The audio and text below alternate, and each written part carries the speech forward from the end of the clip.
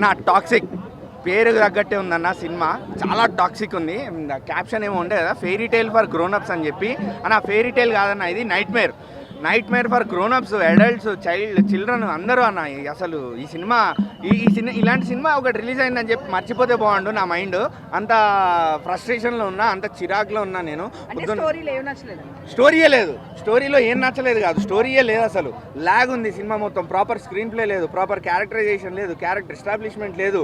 వస్తున్నారు, చంపుకుంటున్నారు, ఏ గ్యాంగ్ వస్తుంది, ఎందుకు చంపుతున్నారు, ఎవరిని చంపుతున్నారు అర్థం కావట్లేదు. ఫస్ట్ ఎస్జే సూర్యాది ఒక డైలాగ్ ఉంటుంది ఒక సినిమాలో, వస్తాడు చచ్చాడు రిపీట్ అని. ఇట్లా ఒక డైలాగ్ చెప్తాను నేను ఈ సినిమాకి, వస్తాడు వేస్తాడు చంపుతాడు రిపీటు, అంతే. ఇంతకు మించి ఇంకేం లేదు. వేస్తాడంటే అదే మరి.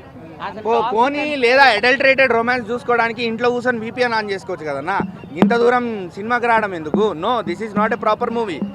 అంటే దీనికి చాలా బడ్జెట్ హై బడ్జెట్ పెట్టారు, స్క్రీన్ ప్లే అంత బడ్జెట్ పెట్టాల్సిన అవసరం లేదు. ఫస్ట్ ఆఫ్ ఆల్ బడ్జెట్లు పెట్టేసి టికెట్ రేట్లు పెంచేసి, ఆ టికెట్ రేట్లు మా మీద రుద్దేసి, ఆ కలెక్షన్ లేవో 2-3 రోజులు కావు కదా, నెక్స్ట్ షో నుంచి ఇప్పుడు సినిమా టప్పా కట్టేస్తుంది, డౌట్ లేదు. స్క్రీన్లన్నీ తగ్గిపోతాయి. అంతమంది హీరోయిన్లు చెప్పినా కదన్నా మీకు డైలాగు, వస్తాడు వేస్తాడు సిగరెట్ తాగుతాడు రిపీటు, అంతే. అందుకని అంతమంది హీరోయిన్లు అది వర్కౌట్ అవుతుంది అనుకున్నారు. కానీ ఎంతకని చూస్తామన్నా మేమైనా కూడా. పోనీ ఆ ఏజ్డ్ ఏమైనా చూపిస్తున్నారా అంటే చూపియరు. ఏడ వర్కౌట్ అవుతుంది, వద్దు. ఇక సినిమా గురించి మాట్లాడుతుంటే నాకు ఇంకా వెళ్తాయి. ఆ రవి బసూర్ ఏం కొట్టినా ఎన్ని కొట్టినా నాకు కేజీఎఫ్ఏ వినిపిస్తుంది. ఆ బ్యాక్గ్రౌండ్ మ్యూజిక్ అనేది ప్రాపర్గా లేదు, స్టోరీకి తగ్గట్టు తీసుకెళ్ళదు. ఫస్ట్ ఆఫ్ ఆల్ మనం ఇన్వాల్వ్ కాము. సో వాళ్ళు అక్కడ బ్యాక్గ్రౌండ్ మ్యూజిక్ ఎంత కొట్టినా ఎంత లేపినా అది మనం కనెక్ట్ కాము.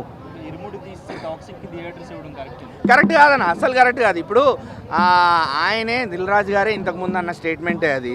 తెలుగు సినిమా వచ్చినప్పుడు వేరే డబ్బింగ్ సినిమాలకు ఇంపార్టెన్స్ ఇచ్చి ఎందుకు స్క్రీన్లు ఇవ్వడము అని చెప్పి. ఇప్పుడు ఆయన చేసిన పని ఏంది, మన సినిమా ఉంటుండగా తీసేసి స్క్రీన్లు తగ్గించి ఇప్పుడు స్క్రీన్లు పెంచేసి టికెట్ రేట్లు పెంచేశారు. అంటే బేసిక్గా వాళ్ళకు కూడా తెలుసు సినిమా వర్కౌట్ కాదని టికెట్ రేట్లు పెంచేశారు. డోంట్ వరీ, సెకండ్ షో నుంచే మనకి సినిమా ఫట్ అయిపోద్ది.